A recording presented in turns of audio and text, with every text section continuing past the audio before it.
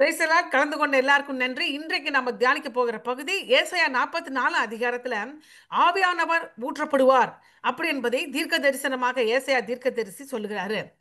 அதே வசனத்தை இயேசு கிறிஸ்துவானவர் அப்படியாக அந்த கூடார பண்டிகையை கொண்டாடும் பொழுது எருசலேமுக்கு கடந்து போய் அதே வசனத்தை அவர் அங்கு வெளியரங்கமாக அறிக்கை செய்கிறார். அந்த வசனம் பரிசுத்த ஆவியை கொடுத்து அபிஷேகமாய் இருக்கிறது. அந்த அடிப்படையிலே இயேசு கிறிஸ்துவானவர் பரலோகம் ஏறிய முன்பும் சரி, அதுக்கப்புறமும் அபிஷேகம் எப்படி ஊற்றப்பட்டது, ஆவியானவர் எப்படி இறங்கி வந்தார் என்பதை குறித்தும், ஆவியின் வரங்கள் எத்தனை வகை என்பதை குறித்து நம்ம தியானிக்க போகிறோம். நான் இப்போ ஸ்கிரீனை ஷேர் பண்றேன், உங்களுக்கு பிரயோஜனமா இருக்கும்னு நான் நினைக்கிறேன். பரிசுத்த ஆவியின் வரங்கள் அப்படின்னு நம்ம கடந்து போகிறோம். இதுக்கு கொடுக்கப்பட்ட தலைப்பு பரிசுத்த ஆவியின் வரங்கள் என்னென்ன இருக்கு அப்படின்னு சொல்லி நம்ம பார்க்கலாம். ஏசாயா 44 அதிகாரம் 1-5 வசனத்தை கொண்டுதான் நம்ம வாசிக்க போறோம். ஏன்னா நாம் தற்போது ஏசாயா தீர்க்கதரிசி புஸ்தகத்தை தியானித்துக் கொண்டிருக்கிறோம். அதுல போன வாரம் 44 அதிகாரத்தை நம்ம தெளிவாக சொல்லிக் கொடுத்து விட்டேன். அப்ப சொல்லும்போது நான் சொல்லியிருந்தேன், ஆவியின் வரங்களை கொடுத்து அடுத்த வாரத்தில் எடுக்கிறேன். முதலாவது ஏசாயா 44 அதிகாரம் 1-5 வசனத்தில் பார்க்கும்போது, கர்த்தர் தம்முடைய ஆவியை ஊற்றி தம்முடைய பிள்ளைகளை படை படைப்பதாக மறுபடியும் படைப்பதாக வாக்கு கொடுக்கிறார். அதாவது ஆவிக்குரிய படைப்பு, மறுபடியும் பிறக்கிற அனுபவம், அதெல்லாம் புதிய ஏற்பாட்டில் வரும். ஆனா பழைய ஏற்பாட்டில் மறுபடியும் படைப்பதாக வாக்கு கொடுப்பதை 1-5 வசனத்துல பார்க்கிறோம். சோ அதனால 1-3 வசனத்துல பார்க்கும்போது கர்த்தர் தம்முடைய ஆவியை தூசி நிறைந்த தரையில் ஊற்றுவதாக வாக்கு கொடுக்கிறார். ஏசாயா 44 அதிகாரம் 1-3 வசனம். அதன் விளைவாக தேவன் தம்முடைய பிள்ளைகளை மண்ணில் இருந்து எழுப்புகிறார். மண் என்று சொல்லி பார்க்கும் ஆவிக்குரிய மரணத்திலிருந்து என்ன, முதலாவது மனுஷனை மண்ணிலிருந்து ஜீவ சுவாசத்தை ஊதி எழுப்பினாரு. அதே மாதிரி மறுபடியுமாக எழுப்புவேன் என்று சொல்கிறார். அது மறுபிறப்பை குறிப்பிடுகிறது. அப்படியாக 1-5 வசனத்தில் காணப்படுவதை பார்க்க முடிகிறது. ஆகவே 44 அதிகாரம் 3-4 வசனத்தை நான் வாசிக்கிறேன். இதுதான் இந்த மெசேஜின் திறவுகோல் வசனமாக இருக்கிறது. ஏசாயா 44 3-4 வசனங்கள். தாகமுமல்லாமல் மேல் தண்ணீரையும் வறண்ட நிலத்தின் மேல் ஆறுகளையும் ஊற்றுவேன். உன் சந்ததியின் மேல் என் ஆவியையும் உன் சந்தானத்தின் மேல் என் ஆசீர்வாதத்தையும் ஊற்றுவேன். அதனால் அவர்கள் புல்லின் நடுவே நீர்க்கால்கள் ஓரத்தில் உள்ள அலரி செடிகளைப் போல் வளருவார்கள். என் ஆவியை ஊற்றுவேன் அப்படி என்று சொல்லியிருக்கிறாரு. இதே வசனத்தை ஏசாயா தீர்க்கதரிசி சொன்ன அதே வசனத்தை கர்த்தராகிய இயேசு கிறிஸ்துவானவர் கூடார பண்டிகையை யூத ஜனங்கள் கொண்டாடி கொண்டிருக்கும் போது எருசலேமிலே இவர் இந்த வசனத்தை மேற்கோளிட்டு காட்டுகிறார். அதை யோவான் 7 அதிகாரம் 37-39 வசனத்தில் பார்க்க முடிகிறது. பண்டிகையின், அதாவது கூடார பண்டிகையின் கடைசி நாளாகிய பிரதான நாளிலே இயேசு நின்று சத்தமிட்டு, ஒருவன் தாகமான இடத்தில் வந்து பானம் பண்ண கடவன். வேதவாக்கியம் சொல்லுகிறபடி இடத்தில் விசுவாசிக்கிறவன் எவனோ அவன் உள்ளத்திலிருந்து ஜீவன் தண்ணீர் உள்ள நதிகள் ஓடும் என்றார். தம்மை விசுவாசிக்கிறவன் அடைய போகிற ஆவியை குறித்து இப்படி சொன்னார். இயேசு இன்னும் மகிமைப்படாதபடினால் பரிசுத்த ஆவி இன்னும் அருளப்படவில்லை. இது முதலாவது நல்லா புரிந்து கொள்ளுங்க. பரிசுத்தாவின் அருளப்படவில்லை, என்ன இயேசு பரமேறவில்லை அப்படின்னு சொல்லியிருக்காங்க. ஆனால் என்ன சொல்லியிருக்காங்க, தாகமா இருக்கிற இடத்தில் வாருங்கள் என்று மேற்கோள் காட்டுகிறார். அந்த வசனத்தை எல்லாருமே கேட்கிறாங்க. எப்ப சொல்றாரு? எருசலேம்ல சொல்றாரு. பண்டிகையின் கடைசி நாள்ல சொல்றாரு. ஏன் பண்டிகையின் கடைசி நாள்ல சொல்றாங்கன்னு சொல்லி பார்க்கும்போது, பண்டிகையின் கடைசி நாளிலே சிலோவாம் குளத்திலிருந்து ஒரு பெரிய கூட்டமாக கடந்து போய் பொற்பாத்திரத்திலே தண்ணீரை, சிலோவாம் குளத்திலே இருக்க தண்ணீரை நிரப்பி அப்படியாக அந்த ஊர்வலமாக தெரு தெருவாக கடந்து போய் ஆலயத்துக்குள்ளாக போய் ஆலயத்தில் இருக்கிற பலிபீடத்தின் மேல் அதை ஊற்றி ஜீவ தண்ணீர் உள்ள நதிகள் அப்படின்னு சொல்லி ஊற்றுகள் இருந்து ஜீவ ஊற்றே பொங்கி வா, ஜீவ தண்ணீரே பொங்கி வா என்று சொல்லி ஏசாயா 12ஆம் அதிகாரத்தில் இருக்கிற வசனத்தை பாடி தேவனை துதிப்பார்கள். அப்படி துதித்துக் கொண்டிருக்கிற அந்த நேரத்திலே இயேசு கிறிஸ்துவானவர் பகிரங்கமாக உரத்த சத்தமாக ஏசாயா 7ஆம் அதிகாரம், யோவான் 7ஆம் அதிகாரம் 37-39 வசனத்தை சொன்னாரு. அப்படி என்றால் நீங்க அடையாளமாக தண்ணீரை ஊற்று கொண்டிருக்கிறீரே, அந்த ஊற்று பரிசுத்த ஆவியின் அபிஷேகமாய் இருக்கிறது. அப்படிப்பட்ட பரிசுத்த ஆவியின் அபிஷேகத்தை ஆலயத்திலே தண்ணீரை ஊற்று கொண்டிருப்பதால் மட்டும் கிடைக்க போவதில்லை. தாகமாய்க்க யாரின் இடத்தில் வாருங்கள், நான் என்ன செய்வேன், அவர் உள்ளத்திலிருந்து ஜீவன தண்ணீர்கள் ஓடும், என்னை விசுவாசியுங்கள் என்று அறிக்கையிடுகிறாரு. சோ இது பரிசுத்த ஆவியின் அபிஷேகமாய் இருக்கிறது. பழைய ஏற்பாட்டில் கொண்டாடப்படுகிற யூதர்களால் கொண்டாடப்பட்ட அத்தனை பண்டிகைகளும் இயேசு கிறிஸ்துவையும் இயேசு கிறிஸ்துவோட ஊழியத்தையும் அதை மேற்கோளிட்டு காட்டுகிறது. பழைய ஏற்பாடு நிழலாட்டமாக இருக்கிறது, புதிய ஏற்பாட்டு அதனுடைய நிறைவேற்றமாய் இருக்கிறது. ஆகவே கூடார பண்டிகை நிறைவேற்றம் என்னவென்றால் பரிசுத்தாவின் அபிஷேகம். அதைத்தான் ஏசாயா அதிகாரத்தில் சொல்லப்பட்டது மேற்கோள் காட்டி இயேசு கிறிஸ்துவும் யோவான் 7ஆம் அதிகாரத்தில் கூடார பண்டிகையின் கடைசி நாளிலே உரத்த சத்தமாக சத்தமிட்டு சொல்லுகிறார். அப்ப எப்போதுமே சத்தமிடாமல் அமைதியாக பேசிக் கொண்டிருந்த இயேசு இந்த வசனத்தை சத்தமிட்டு அநேகர் கால்கள் கேட்கும்படியாக சொன்னாரு. அதுக்கப்புறம் இதோட தொடர்ச்சி என்ன என்று சொல்லி பார்க்கும் பொழுது கர்த்தராகிய இயேசு கிறிஸ்து பரமேறி உயிர்த்தெழுந்து பரமேறிய பிறகு அதாவது பேதுருவும் மற்ற சீஷர்களும் பெந்தகோஸ்து நாள் அபிஷேகம் பெற்ற பிறகு அப்படியாக அபிஷேகம் நிறைந்து ஜனங்கள் அந்நிய பாஷையிலே பேசின நேரத்திலே அவர்கள் பாஷையிலே பேசி சுவிசேஷத்தை அறிவித்த பொழுது ஜனங்கள் ஆச்சரியப்பட்டு இது எப்படி நடந்தது என்று பார்த்த பொழுது பேதுருவானவர் என்ன சொல்றார், இப்படியாக பிரசங்கிக்கிறாரு. அப்போஸ்தலர் 2ஆம் அதிகாரத்தில் 38-40 பேதுரு அவர்கள் நோக்கி மனம் திரும்பி ஒவ்வொருவரும் பாவ மன்னிப்புக்கென்று இயேசு கிறிஸ்துவின் நாமத்தினால் ஞானஸ்நானம் பெற்றுக்கொள்ளுங்கள், அப்பொழுது பரிசுத்தாவின் வரங்களை பெறுவீர்கள். வாக்குத்தத்தம் அது உங்களுக்கும் உங்கள் பிள்ளைகளுக்கும் தமது தேவனாகிய கர்த்தர் வரவழைக்கும் தூரத்தில் யாவருக்கும் உண்டாயிருக்கிறது என்று சொல்லி அந்த வாக்குத்தத்தம் ஏசாயா தீர்க்கதரிசி சொல்லப்பட்ட வாக்குத்தத்தம் உங்களுடைய வாழ்க்கையில நிறைவேறுவதற்கு நீங்கள் விசுவாசிக்க வேண்டும், ஞானஸ்நானம் எடுக்க வேண்டும், அப்புறம் பரிசுத்த வர பெறுவீர்கள் என்று ஃபர்தராக கொஞ்சம் யோசி பாருங்க. இதனுடைய வெளிப்பாடு கொஞ்சம் கொஞ்சமாக வெளிப்பட்டு கொண்டே இருப்பதை பார்க்க முடிகிறது. ஏசாயா தீர்க்கதரிசி பழைய ஏற்பாட்டில் சொன்னாரு, புதிய ஏற்பாட்டில் இயேசு கிறிஸ்து வெளியரங்கமா அறிவித்தாரு. பெந்தகோஸ்தே நாளிலே பேதுரு ஆயிரக்கணக்கான ஜனங்களுக்கு முன்பாக வெளியரங்கமாக அறிவிக்கிறாரு. எதை அறிவிக்கிறாரு? நீங்க இயேசுவை விசுவாசிங்க, ஞானஸ்நானம் பெற்றுக்கொள்ளுங்க, அப்புறம் பரிசுத்தாவின் வரங்களை பெறுவீர்கள் அப்படி என்று சொல்கிறாரு. அப்போ பரிசுத்தாவின் வரங்கள் என்ன என்பதை நம்ம பார்க்க போகிறோம். பரிசுத்தாவின் வரங்கள்லாம் என்ன அப்படின்றது முதலாவது நீங்க பரிசுத்த ஆவி என்று சொல்லும் பொழுது முதலாவது அதிகாரம் அளிக்கும் அனுபவம், அதாவது வசிக்கும் நம் இருதயத்துக்குள்ளே வசிக்கும் ஆவி முதலாவது, அதுக்கப்புறம் அதிகாரம் அளிக்கும் ஆவி என்ற இரண்டு காரியங்கள் பரிசுத்த ஆவியின் காரியத்திலே காணப்படுகிறது. இதை நீங்க சரியாக புரிந்து கொண்டீர்கள் என்றால் பல டாக்டரின்ஸ் பல சபையில வேறுபட்டு நிற்கிறாங்க.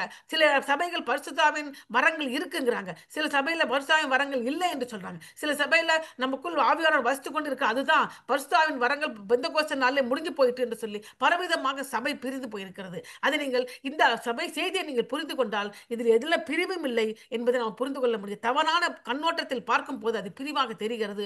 ஆனால் பரிசுத்த ஆவியின் அபிஷேகத்தை இரண்டாக நாம் கொள்ள வேண்டும். முதலாவது இன்டுவெல்லிங் ஸ்பிரிட், நமக்குள் வசிக்கும் ஆவியானவர், அதுதான் முதல்ல வருவாரு.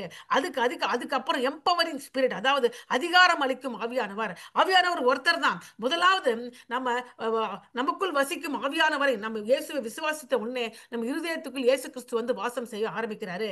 அந்த வாசம் செய்கிற ஆவியானவர் நம்மளை மறுரூபப்படுத்துகிறார், நம்முடைய குணாதிசயத்தை மாற்றுகிறார், நம்மளை பரிசுத்தப்படுத்திக் கொண்டே இருக்கிறார். அதுக்கப்புறம் நம்ம வெளியில போய் இயேசுவின் சுவிசேஷத்தை பிரசங்கிக்கும்படியாக, இயேசுவை அறிவிக்கும்படியாக அதிகாரம் அளிக்கும் ஆவியாக பரிசுத்த ஆவியின் ஞானஸ்தானமாகி அபிஷேகத்தை பெற்றுக்கொள்கிறோம். அது அதிகாரம் அளிக்கும் ஆவி. இது எப்படி நடந்தது என்பதை நம்ம பார்க்கலாம். முதலாவது வசிக்கும் ஆவியை இயேசு கிறிஸ்துவானவர் தன் மரிப்பதற்கு, அதாவது தன் மரித்து உயிர்த்தெழுந்த பிறகு, அதாவது பரமேறி போவதற்கு முன்பாக, அதாவது கிட்டத்தட்ட 50 நாட்களுக்கு மேல 50 நாட்களாக 500 மேற்பட்ட ஜனங்களுக்கு அவர் உயிர்த்தெழுந்த சரீரத்தோடு காணப்பட்டார் என்று 1 கொரிந்தியர் சொல்கிற பிரகாரமாக, அப்படியாக முதலாவது தம் சீஷர்களுக்கு உயிர்த்தெழுந்த இயேசு கிறிஸ்து வெளிப்பட்ட பொழுது அவர் செய்த முதல் காரியம் என்ன அப்படின்னு சொல்லி பார்க்கும்போது யோவான் 20ஆம் அதிகாரம் 21-23 வசனத்தில் காணப்படுகிறது. இயேசு மறுபடியும் அவர்கள் நோக்கி உங்களுக்கு சமாதானம் உண்டாவதா. எப்போ பேசுறாரு இவர்? கர்த்தர் இயேசு கிறிஸ்து மரித்து உயிர்த்தெழுந்த பிறகு சீஷர்கள் பயந்து அறை வீட்டிலே உட்கார்ந்து இருந்த பொழுது அவர்கள் நடுவிலே தோன்றி இயேசு கிறிஸ்து அவர்கள் நோக்கி உங்களுக்கு சமாதானம் உண்டாவதாக, பிதா என்ன அனுப்பது போல் நான் உங்களை அனுப்புகிறேன் என்று சொல்லி அவர்கள் மேல் ஊதி பரிசுத்த ஆவியை பெற்றுக் கொள்ளுங்கள் என்றால், இது பெந்தகோஸ்தே நாளுக்கு முன்பாக நடந்தது. ஏன் ஊதுகிறார்? அது ஏன் ஊதி பரிசுத்த ஆவியை பெற்றுக்கொள்ள இப்பொழுது சொல்லுகிறார் அப்படி என்பது நமக்கு புரியல. அப்படி சொல்லிட்டு என்ன சொல்றாரு? எவர்களின் பாவங்கள் மன்னிக்கிறீர்களோ அவைகள் உங்களுக்கு மன்னிக்கப்படும், எவர்களுடைய பாவங்கள் மன்னியாது இருக்கிறோ அது மன்னிக்கப்படாது இருக்கும் என்று சொல்றாரு. இதில் அநேக குழப்பங்கள் காணப்படுகின்றன. என்ன சொல்ல வருகிறார் இயேசு கிறிஸ்துன்னு சொல்லி பார்க்கும் பொழுது, இயேசு கிறிஸ்து உயிர்த்தெழுந்து வந்ததுனால பாவம் ஜெயிக்கப்பட்டது, மரணம் தோற்கடிக்கப்பட்டது, தேவனுக்கும் மனித குலத்திற்கும் இருந்த இடையே சமரசம் நிறைவேறியது, இருந்த பிரிவு முடிவு பெற்று விட்டது. இயேசு கிறிஸ்து மகிமையின் சரித்தை பெற்றுவிட்டார், வந்து சமாதானம் என்று சொல்கிறார். அந்த சமாதானம் உலகத்தருகிற சமாதானம் அல்ல, ஆனால் தேவனுக்கும் மனுஷனுக்கும் இடையே இருந்த பாவத்தினால் ஏற்பட்ட அந்த பிரிவை நீக்கி உங்களுக்கு சமாதானத்தை கொடுத்து விட்டேன் என்கிற ஒரு சமாதானம். அப்புறம் என்ன சொல்றாரு, பிதா என்ன அனுப்பினது போல் நான் உங்களை அனுப்புகிறேன் என்று சொல்கிறார். அப்படி என்றால் இயேசு கிறிஸ்துவானவர் மனித குலத்தை மீட்கும்படியாக அனுப்பப்பட்டது போல நான் இனி கிளம்பி போறேன், அதே பணியை செய்வதற்காக ஜனங்களை மீட்டெடுக்கவும் சுவிசேஷத்தை அறிவிக்கவும் நான் உங்களை அனுப்புகிறேன், என்னுடைய பணியை உங்களுக்கு கொடுக்கிறேன் என்று சொல்றாரு. சொல்லிட்டு என்ன சொல்றாரு, நீங்க மன்னிக்கிறவங்க மன்னிக்கப்பட மாட்டாங்க. அதனுடைய அர்த்தம் அப்படி அல்ல. நீங்க மன்னிக்கும் ஒரு தனிப்பட்ட மனுஷன் மன்னிக்கப்படும்படியாக நீங்க சுவிசேஷத்தை அறிவிக்கும் பொழுது அந்த சுவிசேஷத்தை ஏற்றுக்கொள்கிற மனிதனுடைய பாவங்கள் மன்னிக்கப்படும். நீங்க அறிவிக்கிற சுவிசேஷத்தை ஏற்றுக்கொள்ளாதவருக்கு அந்த பாவம் மன்னிக்கப்படாது. அதுதான் அர்த்தம். சோ இப்படி சொல்லிவிட்டு அவர் என்ன சொல்றாரு, நீங்க எருசலேம்ல தங்கி இருங்க, இந்த 10 நாள் இருங்க, இருந்த பிறகு அபிஷேகத்தை பெற்றுக்கொள்வீர்கள், அதுக்கப்புறம் நீங்க போய் உலகம் எங்கும் சுவிசேஷத்தை அறிவிங்க. அப்ப நீங்க கேட்கலாம், இயேசு கிறிஸ்து சீஷர்கள் ஊதினாரு, அந்த ஆவி வந்துச்சு, நமக்கு அது நடக்குமானா நமக்கு நடக்கும். நமக்கு எப்ப நடக்கிறது என்று சொல்லி பார்க்கும்போது, அதாவது இயேசுவானவர் ஒரு தனிப்பட்ட படைக்கப்படும் பொழுது, தேவன் மனுஷனை படைக்கும் போது மண்ணினால் உருவாக்கி ஜீவ சுவாசத்தை ஊதினார், அவர்கள் உயிர் பெற்றார்கள். அப்போ இயேசு கிறிஸ்து மறுபடியும் அந்த தன்னுடைய சுவாசத்தை ஊதி பரிசுத்தாவியை பெற்றுக்கொள்ளுங்க அப்படி என்று சொன்னால் என்ன அர்த்தம் என்றால், அவர்கள் சீஷர்கள் மறுபடி பிறந்த அனுபவத்துக்குள்ளாக கடந்து போகிறார்கள். முதலாவது சீஷர்களால் புதிய ஏற்பாட்டு மறுபடியும் பிறந்த விசுவாசிகள். அப்படியாக இருந்த போது நம்ம கூட ரோமர் 10:9 படியாக கர்த்தராகிய இயேசுவை நீ வாயினாலே அறிக்கையிட்டு தேவன் அவரை மரித்தோழ்ந்து எழுப்பினார் இருதயத்திலே விசுவாசித்தால் ரட்சிக்கப்படுவாய்.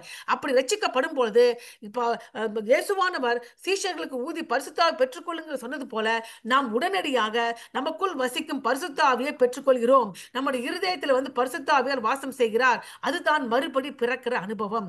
அப்போ சீஷர்களுக்கு மறுபடி பிறக்கிற அனுபவம் நடக்கிறது, நமக்கும் நடந்தது. எப்பொழுது நடந்தது? நம்ம ரோமர் 10 சொல்லப்பட்ட பிரகாரம் இயேசுவை சொந்த இரட்சகராக ஏற்றுக்கொண்ட அந்த நாளிலே ஆவியானவர் நமக்குள் வந்து வாசம் செய்கிறார். அவர்தான் நமக்குள் வாசம் செய்யும் ஆவியானவர். ஆங்கிலத்தில் சொல்லும் பொழுது இன்டுவெல்லிங் ஹோலி ஸ்பிரிட். நம்ம எல்லாரும் அதை பெற்றிருக்கிறோம். யாருக்குமே வித்தியாசமே கிடையாது. ஆண் என்றும் பெண் என்றும் கிரேக்கர் என்றும் யூதன் என்று யாருக்கும் வித்தியாசம் இல்லாமல் எந்த நாட்டில் எந்த குடிசையிலோ பெரிய பணக்காரனாகவோ ஏழையாகவோ எந்த பதவியில் இருக்கிறாகவோ பதவி இல்லாதவனாகவோ எப்படிப்பட்ட எந்த சூழ்நிலையில இருந்தாலும் ஒரு தனிப்பட்ட மனுஷன் கர்த்தராகிய இயேசுவை தன் வாயினாலே இயேசுவின் பாவத்துக்காக மரித்தார் என்று சொல்லி அறிக்கையிட்டு அவர் உயிர்த்தெழுந்தான இருதயத்தில் விசுவாசிக்க அந்த நொடியிலே அவன் ரட்சிக்கப்படுகிறான். உடனடியாக பரிசுத்த ஆவி அவனுக்குள் வாசம் செய்கிறார். அந்த ஆவியானவருக்கு வாசம் செய்கிற ஆவியானவர் என்று பொருள். அந்த வாசம் செய்கிற ஆவியானவர் என்னென்ன கிரியை செய்வார், ஏன் நமக்குள் வாசம் செய்கிறார்? 3 காரியத்தை செய்வார். முதலாவது, நம்மளை திரும்ப உண்டு பண்ணுவார். நம்ம மாம்சத்திலே பிறந்தோம், மாம்ச காரியங்களை செய்து கொண்டோம், மாம்ச பாவத்திலே இருந்தோம், அதனால் ஆவியிலே பிறக்க வைக்கிறார். ரோமர் 8:9 படியாக இயேசுவை எழுப்பி ஆவியானவர் நமக்குள் வாசம் பண்ண ஆரம்பிக்கிறாரு, நம்மளை எழுப்ப போகிறாரு. நாள் ஒன்றுக்கு நம்மளை சுத்திகரித்து பரிசுத்தப்படுத்துகிறார். எப்படி பரிசுத்தப்படுத்துகிறார்? ரோமர் 8:13 படியாக ஆவியின் மூலம் சரீரத்தின் தீய செயல்களை நம்ம கொன்று போடும்படியாக நம்மை அவர் பலப்படுத்துகிறார். இதுவரைக்கும் மாம்சத்தினால அதை கொன்று போட முடியவில்லை. பாவ சுபாவம் ஒன்றுக்கு ஒன்று சண்டையிட்டு பாவத்தில் விழுந்திருந்தோம். தற்போது ஆவியானவர் வாசம் செய்து அவர் ஆவியின் துணையோடு மாம்ச கிரியைகளை தீய செயல்களை நாள் ஒன்றுக்கு நாம் கொன்று போடுகிறோம். இது எப்ப நடக்குது? நீங்கள் கர்த்தராகிய இயேசு கிறிஸ்துவை சொந்த இரட்சகராக ஏற்றுக்கொண்ட பிறகு படிப்படியாக உங்கள் வாழ்க்கையில நடக்க ஆரம்பிக்கிறது. அதுக்கப்புறம் என்ன ஆகுது? விசுவாசியின் உடைய உள் வாழ்க்கை மாறுகிறது, கம்ப்ளீட்டா மாறிடுறான். அப்ப மாறும் பொழுது வெளிப்படையா என்ன தெரிய ஆரம்பிக்கும்? ஆவியின் கனி அவன் வாழ்க்கையில தெரிய ஆரம்பிக்கும். இதுவரைக்கும் ஆவியின் கனியை வெளிப்படுத்தாதவன் இனி ஆவியின் கனியை வெளிப்படுத்துவான். கலாத்தியர் 5:22-23 9 ஆவியின் கனி இருக்கிறது. ஆவியின் கனியோ அன்பு, சந்தோஷம், சமாதானம், நீடிய பொறுமை, தயவு, நற்குணம், விசுவாசம், சாந்தம், நிச்சயம் அடக்கம். உண்மையாக சொல்லுகிறேன், ரட்சிக்கப்பட்டேன் என்று சொல்லுகிற ஒவ்வொரு விசுவாசியும் இந்த ஆவியின் கனியை காண்பிக்க வேண்டும். அப்படி காண்பிக்கவில்லை என்றால் உங்களுடைய ரட்சிப்பில் முழுமை அடையவில்லை. நீங்கள் நாள் ஒன்றுக்கு பரிசுத்தப்படவில்லை. நீங்கள் உங்களுடைய ஆவியின் துணையோடு உங்க மாம்சத்தின் கிரியைகளை கொன்று போடவில்லை. எவ்வளவுக்கு எவ்வளவு மாம்சத்தின் கிரியை நீங்க கொன்று போடுகிறீர்களோ அவ்வளவுக்காக ஆவியின் கனி வெளியே வரும். அன்பு வரும், சந்தோஷம் வரும், சமாதானம் வரும், நீடிய பொறுமை வரும், தயவு வரும், நற்குணம் வரும், விசுவாசம் வரும், சாந்தம் வரும், இச்சை அடக்கம். சண்டை எல்லாம் போட மாட்டீங்க. உங்க குணாதிசயம் மாறும். இதுதான் ரட்சிப்பு. ரட்சிப்பு நான் சும்மா நான் இயேசு ஏற்றுக்கொண்டேன், சபைக்கு போறேன், ஞானஸ்தானம் எடுத்துட்டேன், உபவாசம் இருக்கிறேன், ராபோஜனம் இருக்கிறேன், அப்படியாக நான் பைபிள் ஸ்டடி கலந்து கொள்கிறேன், அது எல்லாம் இருக்கட்டும். அது எல்லாம் ஏன் செய்யறீங்க என்றால் நாள் ஒன்றுக்கு பரிசுத்தப்படுவதற்கு, ஆவியின் கனியை வெளிப்படுத்துவதற்கு. அப்படி இல்லாத பட்சத்தில் தயவு செய்து உங்களுடைய ரட்சிப்பை கொடுத்து நீங்கள் சிந்தியுங்கள். அடுத்தது வருகிறது அதிகாரம் அளிக்கும் ஆவியானவர், எம்பவரிங் ஹோலி ஸ்பிரிட். அவர் எப்ப வராரு, அவரை குறித்து வேதத்தில் எங்கெல்லாம் சொல்லப்பட்டிருக்கிறது நான் உங்களுக்கு சொல்லிட்டேன். இன்டுவெல்லிங் ஹோலி ஸ்பிரிட், அதாவது நமக்குள் வாசமுக்கும் ஆவியானவர் பத்தி நம்ம எங்க படிக்கிறோம்? யோவான் அதிகாரத்துல எங்க படிச்சோம் பாருங்க, படிச்சோம் இல்லையா?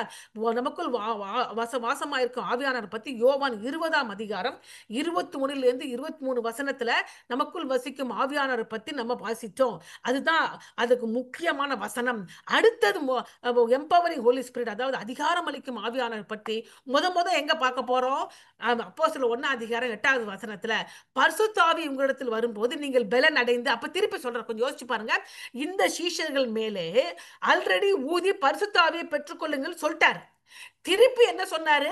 இப்ப வெயிட் பண்ணுங்க, இப்ப போகாதீங்க, 10 நாள் கழிச்சு போவீங்க, அப்போது பரிசுத்தாவின் வாக்குத்தத்தம் பண்ண பரிசுத்தாவின் அபிஷேகம் வருங்கிறார். அப்ப அந்த ஆவிக்கு இந்த ஆவிக்கு டிஃபரன்ஸ் என்ன? ஒரே ஆவியானவர் தான். அந்த ஆவியானவர் உனக்குள் வாசம் பண்ணி உன்னை மாற்றி உன்னை மறுரூபப்படுத்திக் கொண்டிருக்கிறார். இப்பொழுது வரப்போகிற அதிகாரம் அளிக்கும் அபிஷேகத்தின் ஆவியானவர் உன்னை பலப்படுத்தி உன்னை சாட்சியாக நிற்க வைக்க போகிறார். எங்கெல்லாம் சாட்சியா நிற்க வைப்பார்? எருசலேமிலே, யூதாவிலே, சமாரியாவிலே, பூமியின் கடைசி பரியந்தம். நீங்க எங்க போறீங்களோ அங்கே இருந்து, எங்க வாழ போறீங்களோ அங்கே இருந்து, எங்க படிக்க போறீங்களோ அங்கே இருந்து, எங்க வேலைக்கு போறீங்களோ அங்கே இருந்து, எல்லா இடத்திலையும் நீங்க சாட்சிகளாக இருக்கும்படியாக பலனடைய செய்கிறார். அதுதான் அபிஷேகம். இதை நீங்க குழப்பிக்காதீங்க. இது ரெண்டும் ஒரு தனிப்பட்ட விசுவாசிக்கு முக்கியமானது. இன்டுவெல்லிங் ஹோலி ஸ்பிரிட் எவ்வளவு முக்கியமோ அவ்வளவு அதிகமாக அதிகாரம் அளிக்கும் ஆவியானவர் மிக மிக மிக முக்கியம். அந்த ஆவியானவர் துறை இல்லாமல் நீங்க சாட்சியாக நிற்க முடியாது, தோத்து போய் விடுவீர்கள். அதனால தான் சொன்னாரு, இயேசு கிறிஸ்துவே சொன்னாரு, இப்ப போகாதீங்க, நீங்க வெயிட் பண்ணுங்க. அதே மாதிரி நமக்குள்ள இந்த அபிஷேகத்தை ஆண்டவர் நிச்சயமா கொடுத்திருக்கிறார். அந்த வரங்கள், எத்தனை வரங்கள் இருக்கிறன, அதுல எந்த வரத்தை நாம் பெற்றிருக்கிறோம் நீங்க அறிந்து கொள்ள விரும்புகிறேன் என்றால் வருகிற ஸ்லைட்ல நாம் அதை பார்க்க போகிறோம். அப்ப பரிசுத்தாவின் வரங்கள் எத்தனை வகைப்படுகின்றன? பரிசுத்தாவின் வரங்கள் எத்தனை வகைப்படுகின்றன? அவை எங்கெல்லாம் இடம்பெறுகிறது என்றால் பரிசுத்தாவின் வரங்களை 4 அதிகாரத்திலே நீங்க பார்க்கலாம்.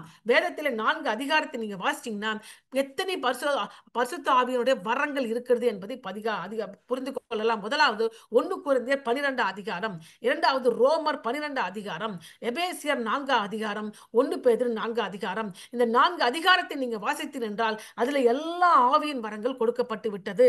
ஞாபகம் வச்சுக்கோங்க. இப்படிதான் ஞாபகம் 12 12 4 4 அப்படி ஞாபகம் வச்சுக்கோங்க. 12 12 4 4 ஞாபகம் வச்சுக்கிட்டு ஈஸி.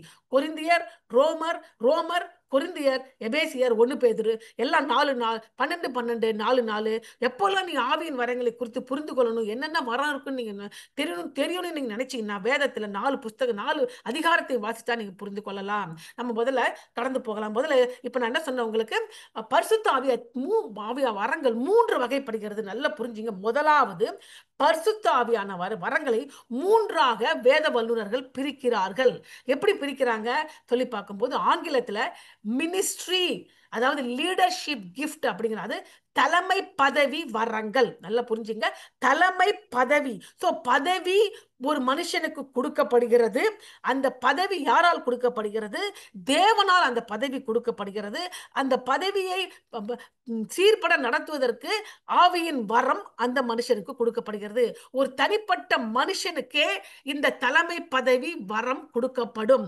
அதை பற்றி எபேசியர் 4ஆம் அதிகாரத்துல மட்டும்தான் அதை பற்றி குறிப்பிட்டிருக்கிறாங்க. எபேசியர் 4ஆம் அதிகாரத்துல 11 13 வசனத்துல காணப்படுகிறது. ஆங்கிலத்துல மினிஸ்ட்ரி லீடர்ஷிப் கிஃப்ட், தமிழ்ல தலைமை பதவி. பதவி, இது ஒரு பதவி, நல்லா புரிஞ்சுக்க, பதவி.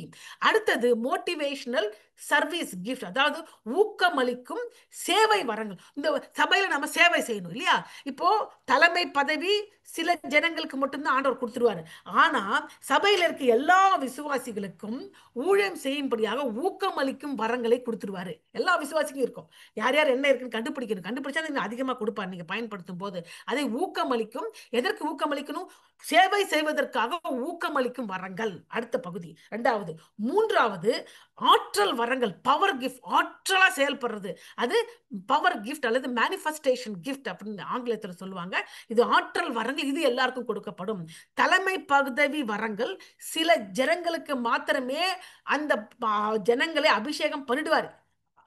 அவர்களுக்கு அந்த அபிஷேகம் பண்ணப்பட்ட அந்த பதவியில இருக்கிறவங்களுக்கு அவங்களுக்கு அநேக இந்த வரங்கள் இருக்கும். ஊக்கமளிக்கும் வரம் இருக்கும், ஆற்றல் வரங்கள் இருக்கும். ஆனா அந்த தலைமை பதவி சில ஜனங்களுக்கு மட்டுமே சபையில கொடுக்கப்படுகிறது. அது ஜனங்களுக்காகவே, அது தலைமை பதவியே. ஆனால் ஊக்கமளிக்கும் வரங்களும் ஆற்றல் வரங்களும் சபையில இருக்க எல்லா விசுவாசிகளுக்கும் விசுவாசிகளுக்கும் கொடுக்கப்படுகிறது. அதன் மூலமாக சபையை கட்டி எழுப்புறாங்க. சோ இந்த ஊக்கமளிக்கும் வரங்களும் ஆற்றல் வரங்களும் எல்லாமே இந்த தலைமை பதவியில் இருக்கிறவங்களுக்கும் இருக்கும். ஆனா தலைமை பதவி பதவிதான். அதுதான் நம்ம முதல்ல பார்க்க போகிறோம். தலைமை பதவி வரங்கள், ஊக்கமளிக்கும் சேவை செய்கிற வரங்கள், ஆற்றல் வரங்கள், ஆங்கிலத்தில் ministry gift, motivational gift, manifestation gift. ஆங்கிலத்தில் 3M ஞாபகம் வச்சுக்கணும். Ministry, motivational, manifestation. நல்லா புரிஞ்சுக்கங்க, ஈஸியா ஞாபகம் வச்சுக்கலாம். Ministry, motivational, manifestation. நாம இப்போ மினிஸ்ட்ரி அதாவது லீடர்ஷிப் கிஃப்ட், தலைமை பதவி வரங்களுக்கு கடந்து போவோம். சேவை மற்றும் முதிர்ச்சிக்காக திருச்சபையை கட்டி எழுப்பவும் சித்தப்படுத்தவும் சுத்தப்படுத்தவும் கொடுக்கப்பட்டது. திருச்சபையிலே இருக்கிறவர் கொடுக்கப்பட்டது. எபேசர் நான் வாசிக்கிறேன். எபேசர் 4:13 அவர் சிலரை அப்போஸ்தலராகவும் சிலரை தீர்க்கதரிசிகளாகவும் சிலரை சுவிசேஷகராகவும் சிலரை மேய்ப்பர்களாகவும் போதகராகவும் ஏற்படுத்தினார். சில மனுஷர்களை சிலரை சிலரை சிலரை ஏற்படுத்தினார். அந்த சிலரை அப்போ பரிசுத்தவான்கள் எதற்காக செய்தாரு? பரிசுத்தவான்கள் சீர்பொருத்தும் பொருட்டு, சுவிசேஷத்தின் ஊழியத்தை வேலைக்காகவும், கிறிஸ்துவின் சரீரமாக சபையானது பக்தி விருத்தி அடைவதற்காகவும். சபையை நடத்துகிற ஜனங்களுக்கு, தலைமை பதவியில் இருந்து சபையை நடத்துகிறவர்களுக்கு, அப்படியாக தேவனால் தேர்ந்தெடுக்கப்பட்ட ஜனங்கள் இவர்கள் யார்? அப்போஸ்தலர்கள், தீர்க்கதரிசிகள், சுவிசேஷகர்கள், மேய்ப்பர்கள், போதகர்கள். இவங்களுக்கு வரங்களை கொடுத்து ஏன் கொடுக்கிறாரு? சபையிலே வருகிற விசுவாசிகளை பக்தி விருத்தி ஏதுவாக வளர்ப்பதற்காக. அப்போ சபையில வர விசுவாசிகள் வரங்கள் இருக்கா? இருக்கு. அவர்கள் என்னென்ன வரங்கள் இருக்கு? நான் சொன்ன பிரகாரமாக ஊக்கமளிக்கும் வரம் இருக்கும், ஆற்றல் வரங்கள் இருக்கும். ஆனா தலைமை பதவி வதங்களை சாதாரண விசுவாசிகளுக்கு, சபை விசுவாசிகளுக்கு கிடையாது. அதனால இது யாரு கொடுக்கப்படும்? சில தனிப்பட்ட ஜனங்களுக்கு. முதலாவது நம்ம கடந்து போகலாம். தலைமை பதவி வரங்கள் என்று சொல்லும் போது 5 கைகளை நம்ம விரித்துக் கொள்ள வேண்டும். அந்த 5 கைகளில் கொடுக்கப்பட்ட இந்த அதுபா நம்ம 5-fold மினிஸ்ட்ரி அப்படின்னு சொல்லுவார்கள். இந்த கட்டவலர் அப்போஸ்தலர்கள், இது ஆள்காட்டி விரல், இது தவறு அப்படி சுட்டி காக்கிற விரல் தீர்க்கதரிசிகள்.